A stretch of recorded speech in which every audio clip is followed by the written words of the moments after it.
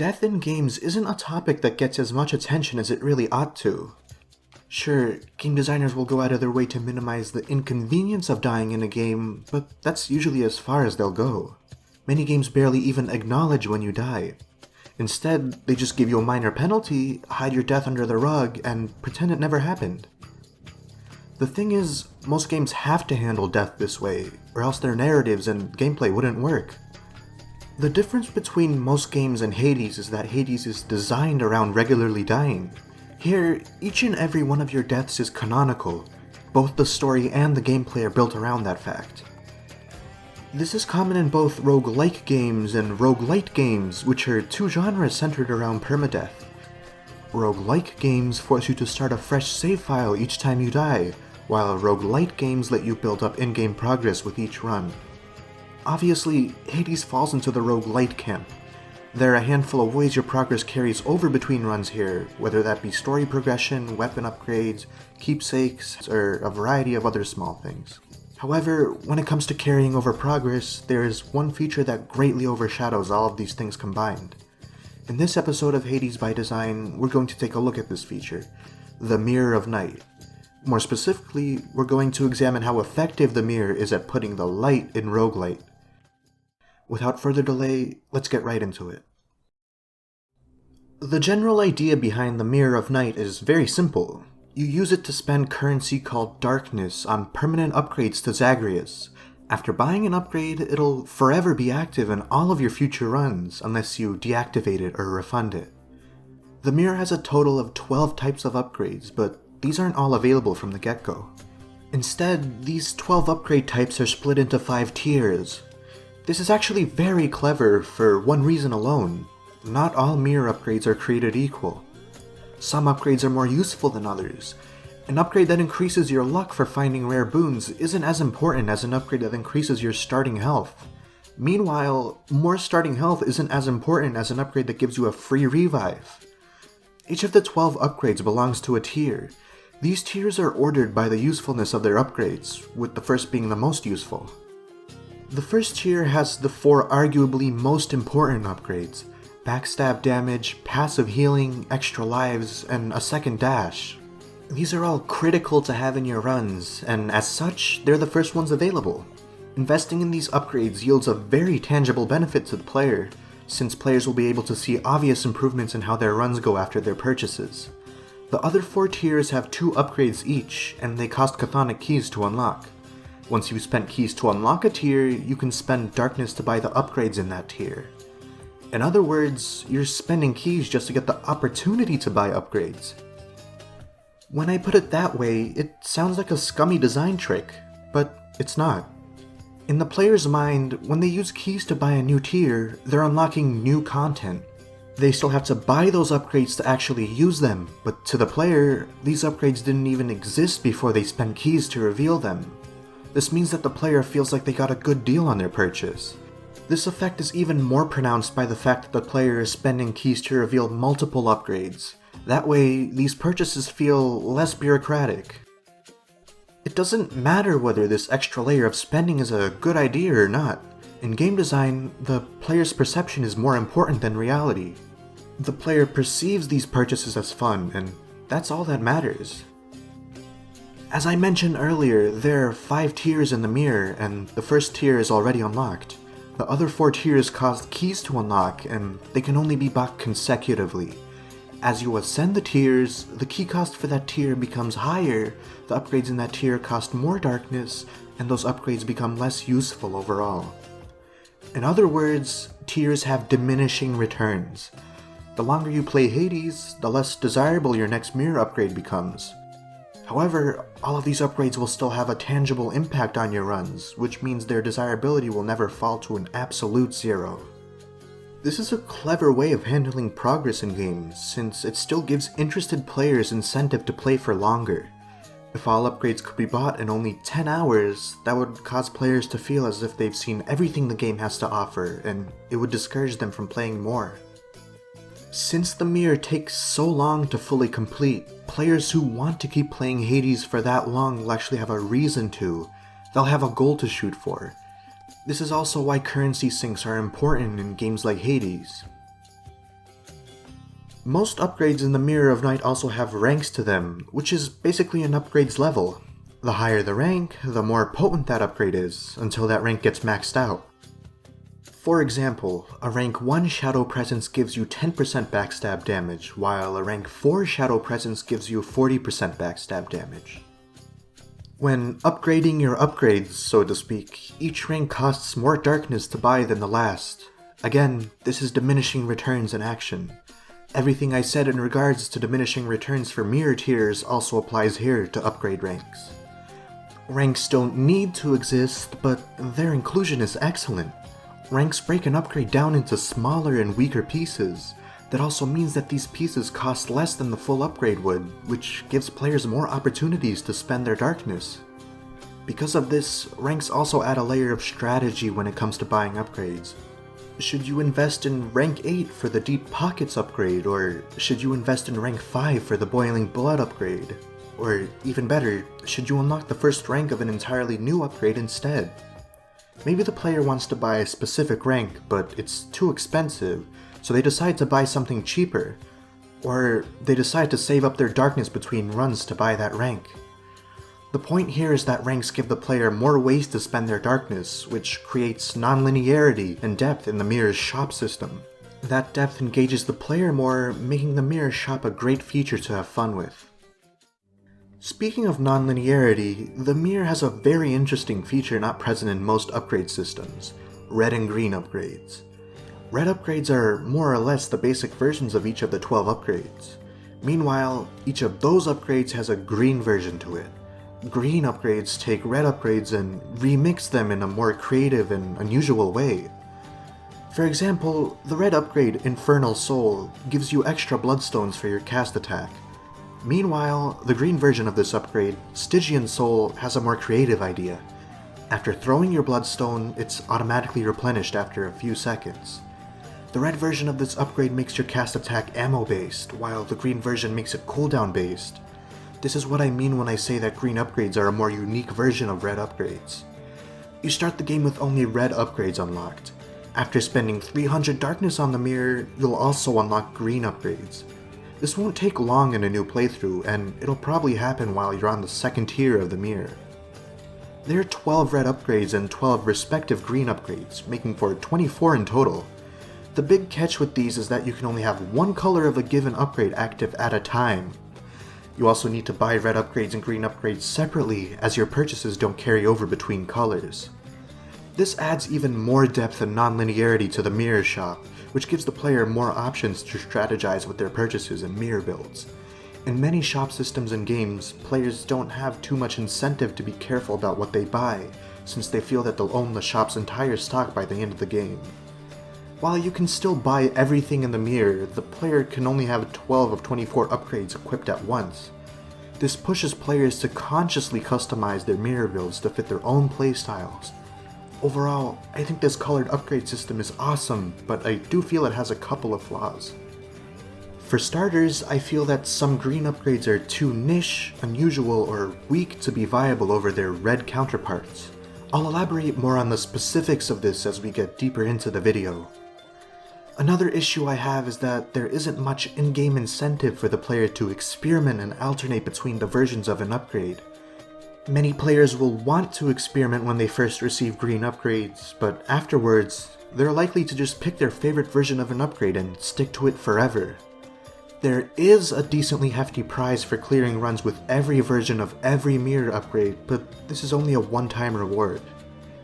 What I think would have been a good idea to incentivize upgrade variety is something like the Dark Thirst system. For each run, it tags a random weapon out of your 6 basic weapons. If you use that weapon, you'll get a bonus multiplier for any darkness that you find in that run. A system similar to this for specific red and green upgrades would have been a good call, in my opinion. It would encourage players to further diversify their playstyles with the mirror upgrades, the same way it does for weapons. In spite of my criticisms, I still feel that the green sides are an overwhelmingly positive addition to the mirror. The last big feature of the mirror I'd like to touch on is how refunds are handled.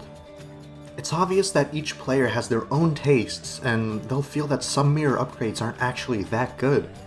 This is especially true for the colored versions of an upgrade, since you can only pick one or the other to play with at a time.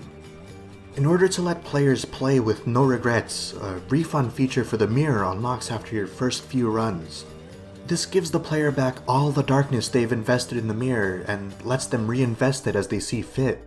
If they bought an upgrade they didn't like, they can undo that. Mirror refunds aren't free though.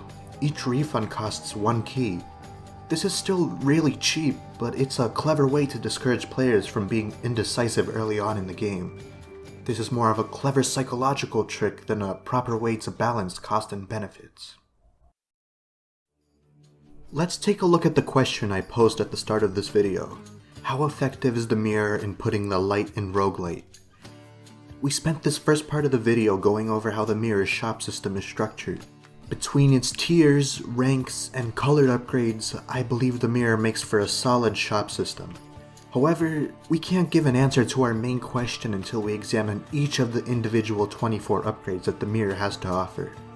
The framework for the shop is good, but we still need to actually see what's being sold. And don't fret, I'll try and keep the review of each upgrade as brief as it needs to be. I'll be going through each upgrade and scoring it based on how much value I believe it adds to the game. This stems from how it affects runs, how creative it is, and most importantly, how enjoyable it is for players to buy and use. When comparing red and green versions of the same upgrade, I'll also take balancing into account. When given the choice between two options in a game like this, balancing those options is important. If option 1 is obviously superior to option 2 by a long shot, it's not the player's choice anymore. Let's get started with tier 1 on the mirror. This tier of mirror upgrades is special in that it houses 4 upgrades and is available from the start of the game. The first of these 4 upgrades is Shadow Presence, which can give you up to 50% bonus damage when attacking an enemy from its backside. This is basically the backstab mechanic in its entirety. As you know, backstabbing is a core pillar for combat in Hades, but it's not available in your starting moveset. Instead, you have to buy it here. Once you do, you'll want to get your money's worth, so you'll nudge yourself into using backstabs for combat. This is a really clever way of introducing backstabs, since it can otherwise be a mechanic that would be easy to ignore if it came with the starting moveset. The fact that you actually buy this mechanic pushes you into getting utility out of it. What's even better is that this is going to be one of your earliest purchases, probably taking place right after your first 1 or 2 runs. This way, one of the most important features in combat gets introduced very early in the game. Because of the backstab mechanic and how it's integrated here, I think that Shadow Presence is an excellent upgrade. We're already off to a great start. The green version of Shadow Presence is Fiery Presence. While Shadow Presence introduces backstabs at a 50% extra damage rate, Fiery Presence throws that out. Instead, Fiery Presence makes you deal up to 75% extra damage on your first hit against an undamaged enemy. While this is still viable for some long and heavy attack builds, I feel that Fiery Presence leaves a lot to be desired. When fighting an enemy, if you backstab them twice with Shadow Presence, you've already done 50% extra damage twice. This already eclipses the 75% extra damage from Fiery Presence, which can only be used once per enemy. On top of that, you can keep backstabbing enemies for extra damage until they're dead. It's true that some enemies don't have a back-to-back stab in the first place, but this is generally the exception and not the rule. While Fiery Presence can be useful for taking out regular enemies quickly, it's virtually useless on bosses who have enormous health bars. Although Fiery Presence might be an interesting upgrade on its own, I feel it's highly underpowered and unbalanced when compared to its red counterpart, Shadow Presence. For this reason, I would say that Fiery Presence is a bad upgrade. The second upgrade in Tier 1 is Chthonic Vitality, which heals up to 3 health each time you exit a room. Although this is a tiny amount, it can add up over time. 10 rooms cleared would mean 30 health restored. This is an extremely useful upgrade earlier on in your playthrough, when your health is very limited and healing is scarce. As you get farther into a run, this passive healing has diminishing returns, since your max health will be higher and enemies will be dealing more damage. 3 points of healing each room is more useful when you only have 50 max health, but not as useful when you have 200 max health. Although Chthonic Vitality isn't very creative, I still feel it's good for what it is, especially for earlier on in playthroughs for Hades. Meanwhile, Dark Regeneration is the green counterpart of this upgrade. Instead of gradual healing, it plays a more interesting role in your runs. With Dark Regeneration, whenever you collect darkness in a run, your health gets restored by up to 60% of the amount you just collected. For example, if you collect 10 darkness in a room, you'll be healed for 6 health. This is a rather unique upgrade for multiple reasons. One of these reasons is that it creates a bridge between permanent resources and your run. In most normal cases, when you collect a permanent resource like darkness, it has zero bearing on the actual run itself. Thanks to Dark Regeneration, however, that changes. I feel that Dark Regeneration is very weak compared to Chthonic Vitality. In the example I just gave, 10 darkness would give you 6 health. This is the normal amount of darkness you'll be finding at the end of some rooms. However, these rooms aren't entirely common, which means the healing effect is scarce. Chthonic Vitality would match that same 6 health in just 2 regular rooms, regardless of whether that reward for that room is darkness or not. For Dark Regeneration, you're not going to be finding darkness every 2 rooms. There are some interesting nuances to how this healing works, however. Whenever you beat a boss, you'll normally receive a special bounty item for doing so, like a diamond or some titan blood. However, if you refight that boss on the same heat level, you'll get a certain amount of darkness in place of that bounty item. The first boss gives you 40 darkness, the second gives you 60, the third gives you 120, and the final boss gives you 250. For our purposes, the final boss doesn't matter since healing after that fight is pointless. Dark Regeneration can be used in tandem with this, along with post-boss fountains to get a large surge of healing at the end of each level. Some players may prefer this style of burst healing over Chthonic Vitality's gradual passive healing. Some players may also find themselves turning off bounties in favor of grinding for darkness, which synergizes well with this upgrade. Although this is a very interesting idea for an upgrade, I feel that Dark Regeneration is alright at best. Thanks to the scarcity of darkness during your runs, I don't feel that Dark Regeneration is consistent or reliable enough to be viable over Chthonic Vitality in most cases. Moving right along, we have our third upgrade in Tier 1, Death Defiance. Like backstabbing, this is another extremely important mechanic that gets introduced early on. In the simplest terms, each rank of Death Defiance gives you 1 extra life during your runs, which revive you with 50% of your total health. This is a critical feature in Hades, mostly thanks to the nature of permadeath. Giving the player extra lives during their runs helps give them more of a fighting chance against permadeath. On top of that, extra lives are treated as a core mechanic, as some boons and some items are designed around either replenishing or empowering your revives. This adds a layer of strategy to the entirety of your run, since you can choose to focus on managing your lives with these boons and items. This also adds more incentive into increasing your overall max health, since reviving will restore 50% of that total. Death Defiance adds a more creative and strategic layer to this game's health system. Most games just go with a very simple number for their health systems, so the creativity with extra lives in this game is appreciated. I would say that Death Defiance is the most obvious and clear-cut advantage that you can get in your runs from the mirror. Because of how blatant this advantage is, it might feel unfair to some players to have it be a purchasable feature, instead of having it included in their starting kit from the get-go. However, the first extra life on this upgrade only costs 30 darkness, so players will be able to afford it very early on. The second extra life skyrockets in cost to 500 darkness, and the third extra life goes even farther to 1000 darkness. This not only lets the player in on having an extra life at the beginning of their playthrough, but it also establishes a long-term spending goal for more lives. Thanks to how this game handles this pricing and its Death Defiance mechanic in general, I would say that this is an excellently designed upgrade. The green version of Death Defiance is Stubborn Defiance. This is a 1-rank upgrade that costs 600 darkness. Instead of having multiple extra lives, you only have 1 extra life slot, which replenishes every time you exit a room. Instead of healing you for 50% of your health like Death Defiance would, Stubborn Defiance only heals 30% on revive. This is a very interesting remix of Death Defiance, since it manages to decrease certain risks while increasing others. Your risk of dying in each battle goes down, since Stubborn Defiance serves as a safety net in every single room. Meanwhile, if you do use up your extra life, you're at a higher risk for death, since you'll have no other extra lives to fall back on. This is a real threat in some harder bosses where you might otherwise lose 2 or more lives. As a downside, Stubborn Defiance removes a layer of strategy from your runs. It localizes your extra lives to each battle instead of having them span the entirety of a run. Thanks to this, you don't have to manage your lives across the full run. Another downside to Stubborn Defiance is how its nature incentivizes you to kill yourself on purpose at the end of a battle if you have less than 30% health.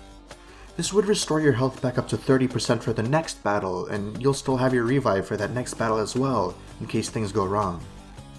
Some people may call this a creative strategy, but I personally feel that it's more like awkward cheese. This strategy just feels awkward to use, especially as it relies on you remembering to check your health right before a fight ends. If you forget to and miss out on getting your health restored, that's too bad for you. In spite of those criticisms, I think that Stubborn Defiance is a great upgrade. It offers a unique take on the unique system in Hades, which is already wonderful by itself. The final upgrade of Tier 1 is Greater Reflex, which gives you a second dash. More specifically, it lets you dash twice before the dash cooldown is activated. As talked about extensively in an early episode of this series, the dash in Hades has a very generous cooldown compared to most dodge moves in action games. With Greater Reflex, you can chain 2 dashes, which also means you can chain their invincibility frames. While this upgrade is very useful, I feel this wipes out a lot of the intended challenge in combat. When dashing with 1 dash, you have to be mindful of your positioning and timing, such that you won't dash yourself into more danger. When dashing with 2 dashes, you can be a lot more mindless about it. You have more invincibility frames, and you cover more ground with your dash. I feel that nullifying a lot of the challenge and depth in combat with this upgrade is questionable design. At the same time, however, it gives players more control over Zagreus in a fight. This creates a new playstyle, even if it isn't as deep as the original one. This is still fun to use, so for that reason, I'd say that Greater Reflex is at least a good upgrade. Meanwhile, the green version of Greater Reflex, called Ruthless Reflex, has a much better idea for upgrading the dash move. Instead of getting a second dash that makes combat more shallow, you get a perk that adds depth instead. If you dash right when an attack would otherwise hit you, you'll get a 2-second boost of 50% extra damage and 50% extra dodge chance. Dodge chance simply means that when you get hit, you have a 50% chance of not taking any damage from that attack. This adds more depth to dodging, since you're going to be trying to time your dodges to be right at the last second before getting hit. This 2-second boost is a very tangible and desirable benefit, so it makes for great incentive to actually do this. If that was all there was to it, I would say that Ruthless Reflex is an excellent upgrade. However, I feel the game doesn't do a great job at registering what counts as dodging last second. When using this upgrade, I felt there were plenty of times where it should have registered, but it just didn't. Sometimes you can dodge last second, have that be properly registered, and still get hit by the attack you just dodged right as your dash ends. This is frustrating, especially since the text "near miss" pops up above your head when you properly dodge. It would be nice if this dodge gave you slightly longer invincibility frames if you managed to land a near miss like that. Thanks to that drawback, I feel that Ruthless Reflex should be demoted from an excellent upgrade down to a great upgrade. I still feel the idea for it is excellent, but the actual execution is a bit clunky. We've now covered the first tier of upgrades. All of these are more or less critical when it comes to providing or supporting the basic mechanics of Hades, so having them available early on is a great idea. Also, keep in mind that the player most likely won't unlock green upgrades until Tier 2, so they'll be working with the more straightforward red versions to start with. We can now move on to the second tier of upgrades, which all revolve around your bloodstones. The cast attack is an important part of your moveset, but it's far from the most important part. With this, we can already start seeing how each tier becomes slightly less and less crucial for the player as they go on. Our first upgrade is Boiling Blood, which is active whenever an enemy has a bloodstone stuck to them. This makes your normal attack and special attack deal 50% extra damage against that enemy until the bloodstone falls off of them. I'm a huge fan of this upgrade, since it gives your Bloodstones a much more solid function in your moveset. With this, you'll be going out of your way to attach Bloodstones to foes with larger health bars in order to take them down faster. Bloodstones sticking to enemies for a short while before becoming retrievable is a creative way to counterbalance cast attack spam. Boiling Blood takes this nerf and instead turns it into a buff. For that reason, I feel that Boiling Blood is an excellently designed upgrade. Its green counterpart, Abyssal Blood, has the opposite effect on enemies. Instead of increased damage, your Bloodstones make enemies move up to 30% slower and deal up to 30% less damage. I believe this is the most obvious case where a red upgrade and a green upgrade are direct opposites to each other, and it works very well here. Instead of marking beefier enemies so you can deal more damage to them, you'll be marking menacing enemies to debuff their speed and damage. This dichotomy offers a nice choice for both offensive players and defensive players. There are obviously going to be players that prefer one over the other, based on their experience and playstyle. For that reason, I believe that Abyssal Blood is also an excellent upgrade. Moving on, we have our next upgrade, Infernal Soul.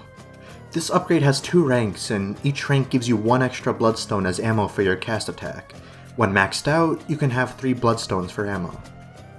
This is great, as it makes your cast attack much more usable. It lets you use Bloodstones multiple times in a shorter span of time, making the downside of limited ammo less severe and much more bearable. 3 is still a small number, so the cast attack still retains its balancing with the limited ammo drawback. It's a good number because it makes the cast attack better, but not to an extent where it becomes overpowered. Overall, I think that Infernal Soul is a great upgrade. It's simple, but it does a lot to remedy the heavy downsides of the default cast attack. Meanwhile, the green version of this upgrade is Stygian Soul. Instead of giving you extra ammo, it makes your 1 Bloodstone regenerate over time. At the max rank, this can take only 3 seconds. Additionally, Stygian Soul makes it so that your Bloodstones can no longer be picked up, so you won't have to worry about retrieving your ammo in the middle of a fight. I'll just come out and say that I believe that this is an excellent upgrade. It completely changes up the playstyle for your cast attack. Instead of being ammo-based with Infernal Soul, it becomes a cooldown-based attack with Stygian Soul. Both of these playstyles are great in their own ways, and that makes the choice between them akin to choosing a weapon for your runs. And that kind of variety is always appreciated. Moving on to tier 3 of the mirror, we have upgrades revolving around coins and health in your run. Deep Pockets is extremely simple in that it just gives you up to 100 extra coins to start your run off with. This isn't a very creative upgrade, but it's an appreciated one. 100 coins won't be enough to net you a major item from any shops during your run, but it's a nice boost that lets you buy some items earlier that you otherwise wouldn't be able to. This is a nice balance, and for that reason, I would say that Deep Pockets is a good upgrade. The green side of this upgrade, Golden Touch, is much more creative. With this, each time you beat a boss in your run, your coin count will be multiplied by up to 115%. If you have 100 coins by the time you beat Tartarus, this means you'll get an extra 15 coins, upping your total to 115 coins. This isn't much to begin with, but the interest rate can add up over time in a run. If you have 1,000 coins by the time you reach the Temple of Styx, you'll have 150 more to spend on the shop there. This obviously encourages a hoarding playstyle, where you forgo shops and try to save as much money as possible in your run. This also raises some interesting conflicts and decisions, since there are going to be some great items for sale during your runs.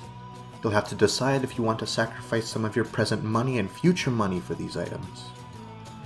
Although this is an interesting idea, I don't feel that Golden Touch works very well with the design of a Hades run. One of the main attractions to a Hades run is managing your money by saving up coins and then choosing what items to spend that on. There's this constant give and take throughout your run, since you'll be taking coins and later giving them to trade for items. This adds another layer of strategy to your runs, which makes them more fun. However, Golden Touch encourages that you do as much taking as possible for a very long time. In other words, hoarding. After that, you have one huge burst of giving at the end of a run, where you spend all your money on late game shops. I don't believe that removing a layer of strategy in a run just for one big payoff is great design. You usually want to get your player to interact with your game more, not less. For that reason, I believe that Golden Touch is an alright upgrade, when speaking in terms of game design. Moving on, the second upgrade in this third tier is Thick Skin, which adds up to 50 health for you to start out with. For context, your regular starting health is 50, so with Thick Skin, it would double to 100. That's the equivalent of finding 2 Centaur Hearts before your run even begins. Like Deep Pockets, I don't think that this is a very creative upgrade. Unlike Deep Pockets, however, I feel that this is way too large of a boost to start your runs with. Similar to Death Defiance, the explicit benefit of Thick Skin is obvious to any player. However, Death Defiance has a better excuse for that since it adds a new mechanic to your runs. I think if Thick Skin only gave you 25 health, this wouldn't be as severe of an issue. Deep Pockets only gives you the equivalent of 1 chamber reward for coins, while Thick Skin gives you the equivalent of 2 chamber rewards for Centaur Hearts. In my book, Thick Skin is a bad upgrade. It's a very direct and obvious benefit to the player. On top of that, it's not a very creative benefit, and it's simply increasing your health. In my opinion, I don't feel that's good design. The green version of Thick Skin is High Confidence, which takes a more creative approach to your health. If your health is above 80%, you'll deal up to 25% bonus damage. I like the intention behind this. It rewards skilled players with faster progression throughout their run. My main gripe with High Confidence is the actual numbers of it though. Maintaining 80% or more health for most of your run is a hard task on its own, and rewarding only 25% extra damage seems to be too underwhelming of a prize for that. Once you're below that health threshold, this ability becomes useless until you can regain that lost health. That can take a while in a Hades run. In my opinion, balancing this to be more viable would mean either lowering that 80% activation rate or raising the 25% extra damage rate. It might also be interesting to see an alternative version of this upgrade where your extra damage scales with how much health you have left. As it stands, I feel that High Confidence is a good upgrade. In my eyes, this has the potential to be a great upgrade if some of the numbers were reworked. I do appreciate the dichotomy between the red and green versions of this upgrade, since Thick Skin is designed for less experienced players, while High Confidence is designed for more skilled players. For the fourth tier, our first red upgrade is Privileged Status. With this, when an enemy is afflicted with 2 or more status effects at once, they become punished. Punished enemies take up to 40% extra damage until they're no longer afflicted by multiple status effects at the same time. Simply put, this is a brilliant mechanic and a brilliant upgrade. When giving boons to Zagreus, each normal god has their own unique status effect that can come with these boons. If you mix and match these boons with your moveset, you'll have multiple types of attacks that can inflict multiple status effects. The 40% extra damage against punished enemies is a huge incentive for players to diversify their character builds this way. Not only does it push you to get multiple gods on your builds, but it also pushes you to use your moveset more extensively in battle. You can mostly only have 1 status effect attached to 1 move, so you'll need to be using multiple moves to maintain multiple status effects on one enemy. Additionally, I feel this upgrade's inclusion towards the end of the mirror is a smart idea. Once the player reveals this upgrade later in the game, they'll already have a decent understanding of most of the boons in the game, so they'll be able to actually map out their builds more. This also pushes players into incorporating synergy into their builds, which is one of the best parts about playing Hades. Thanks to how this privileged status gets the player to engage more with the game, I think it's an excellent upgrade. The green counterpart to privileged status is Family Favorite. For each unique god whose boons you have, you get an extra 5% damage. This means if I have boons from Artemis, Ares, and Aphrodite, I'll have an extra 15% damage overall, since 3 times 5 is 15. Family Favorite tries to replicate what Privileged Status does, pushing you to diversify your character builds. However, I don't think it does a great job at doing this. Family Favorite heavily encourages quantity over quality in your builds. If you're going to be pursuing as many gods as possible in your runs, your builds will become very messy, and most of your boons won't synergize with each other at all.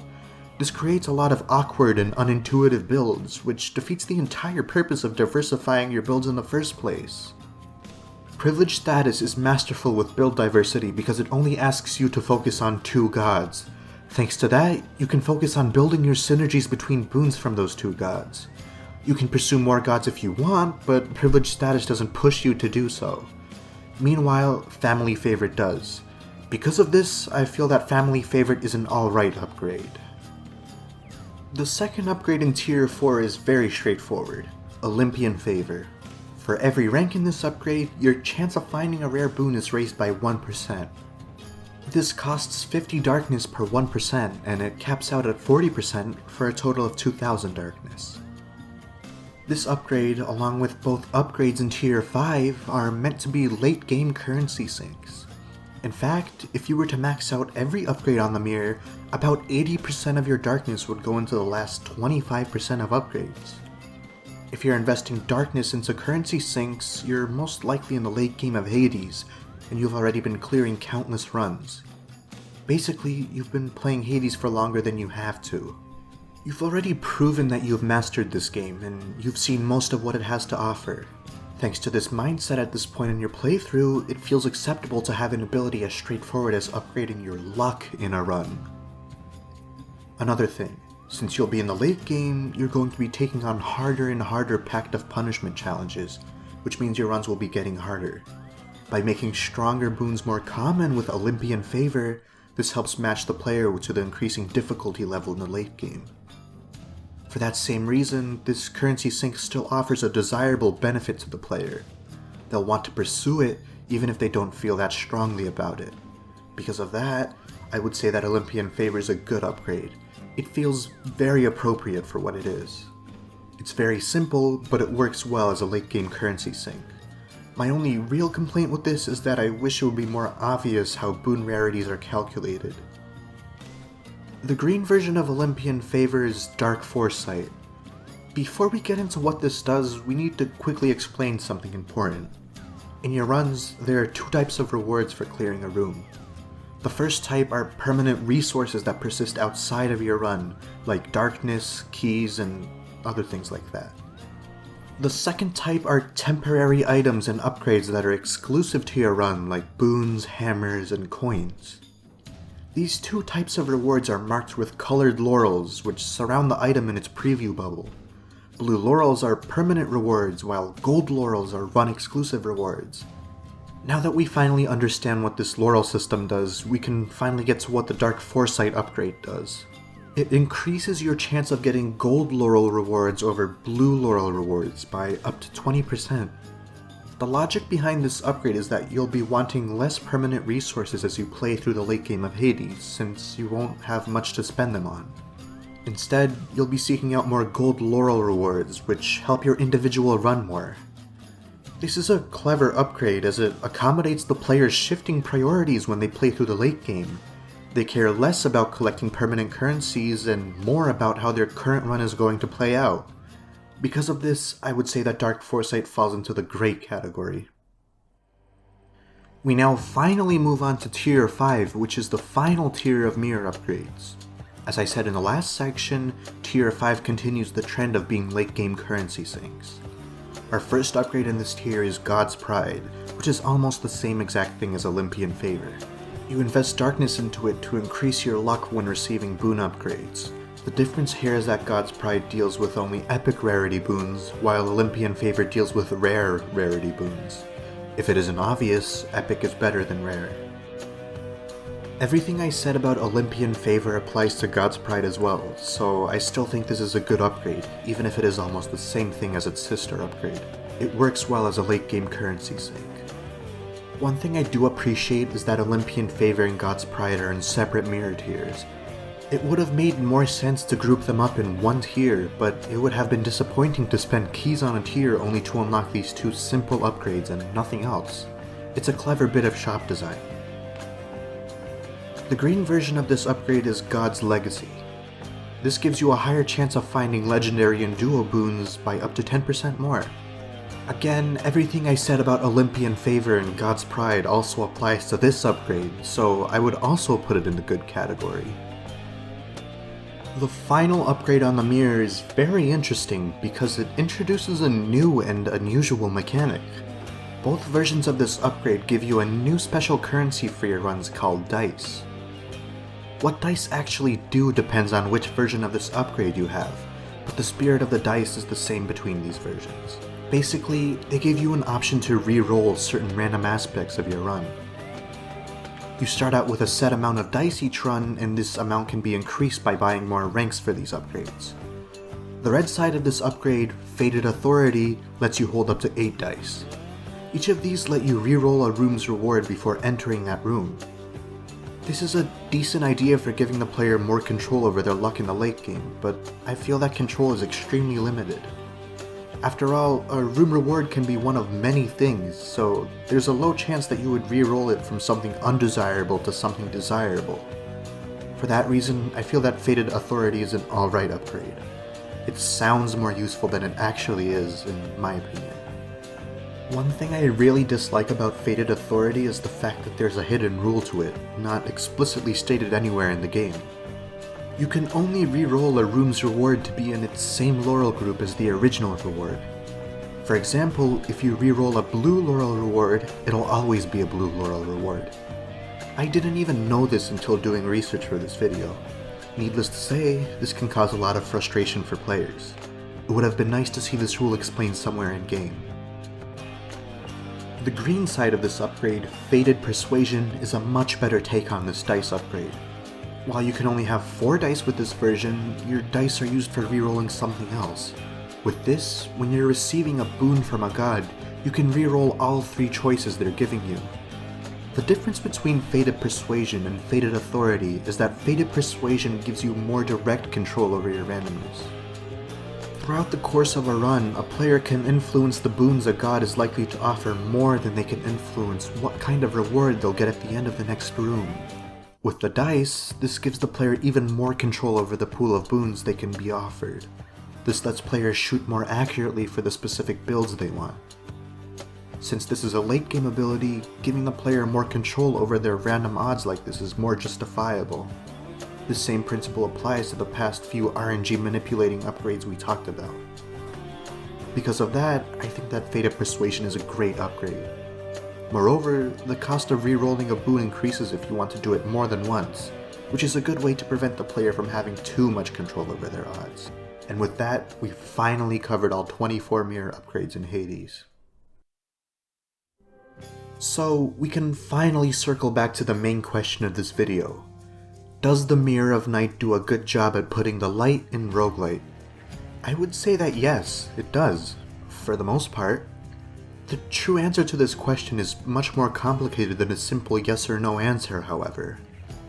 There are a lot of moving parts within the mirror as a whole, each with their own varying levels of effectiveness and success when it comes to making Hades a better game. All those parts are what we spent the entirety of this video covering up until now. As a shop system, I think the mirror works well. The tier system is a clever way to help pace out new content over time for the player, with the most important upgrades coming early on. Having a shop set up with multiple currencies, darkness and keys, creates more engagement for the player since it adds a layer of complexity to the mirror as a shop system. Keys are used to reveal new upgrades, and in the player's mind, this is exciting and worth the cost. What's interesting is that keys are also used to unlock new weapons. This gives the player more options on what to spend their keys on between new weapons and new mirror tiers. Again, giving the player options like this makes the game more enjoyable for them. Having multiple ranks to each upgrade on the mirror is also a fun way to raise the player's engagement with the mirror. Many of these upgrades could have very easily been a simple one and done deal, where you spend a large sum of darkness all at once to get a single powerful upgrade. Thanks to how these upgrades are split up into cheaper and smaller pieces, the player has more ways to spend their darkness. The best part is that this doesn't even feel bureaucratic to the player, because each rank offers a tangible and desirable benefit to the player. As the player spends more darkness on upgrades and moves up along the mirror tiers, their investments will have diminishing returns. As such, Tier 4 and Tier 5 of the mirror are designed to be late game currency sinks, in order to give late game players more goals to pursue. This is great, since the game makes an effort to engage late game players for as long as they want to be engaged. Each of the 12 basic upgrades on the mirror have both red versions and green versions of them. This color system has varying levels of success simply because some upgrades can be remixed better than others. If I had to pinpoint the biggest downside to the mirror's design, this would be it. At the same time though, when green upgrades do work, they work very well. Forcing the player to choose one of two upgrades to equip is an excellent idea. It adds layers of engagement, customizability, and strategy to the mirror. We've already covered specifics of both versions for each upgrade on the mirror, so I won't be going over all of them again. However, there is one thing I will say. As a general rule, most of these upgrades have good design behind them. There are exceptions to this, but most of the mirror content is solid. One final note I'd like to touch on is a question that doesn't really cross the minds of most people playing Hades. Is the mirror system actually fair? Hades belongs to the roguelite genre, which is centered around permadeath and constant self-improvement. One of the biggest appeals of this genre is learning how to get better at the game between your runs. As you improve, you'll be able to get farther and farther into your runs until the next death sends you back to the beginning. Although roguelites are designed to give you some in-game progress between runs, many games have different ways of going about that. Some make an effort to reinforce the focus on skill, while some don't. For example, if a progress system lets you unlock more characters or playstyles, it still emphasizes skill. It simply gives you more options and tools to manifest your skill through. Meanwhile, the Mirror of Night has a very direct way of giving you progress between runs. Many of the upgrades on the mirror are just straight up buffs to Zagreus, like extra lives or higher starting health. This means that by default, some runs will objectively be better than others before they've even begun. Is this fair for a roguelite game? Well, I would personally say that it isn't, no. However, we're talking about game design, so there's a more important question to ask here. Does it actually matter if it's fair? Again, I would say that no, it doesn't. Not for this game, at least. Game design is all about the player's perception of the game, regardless of what reality is. The fact of the matter is that most people don't even think about whether the Mirror of Night is or isn't fair. Instead, they just simply enjoy it. In the eyes of these players, they've rightfully earned these upgrades since they worked for currencies to buy them. It's a reward for progressing through the game as much as they have. Although a large part of your success in Hades does come from mirror upgrades, your mastery of the game will still play a big part in carrying your runs. If you'd like to test this yourself, you can start a fresh save file. Look at how far you can make it on your first run now, and compare it to the first run of your first playthrough. When I started out for the first time, I could only make it about halfway through Tartarus before dying. Meanwhile, whenever I start a fresh file now, I can usually make it most of the way through Elysium, which is about 6 times as far. With mirror upgrades added to the picture, that turns into being able to clear a full run easily. So yes, while the mirror does impact how far you make it, skill still plays a large role. A player can have a maxed out mirror, but if they never learn how to be good at the game, they would never be able to clear a run.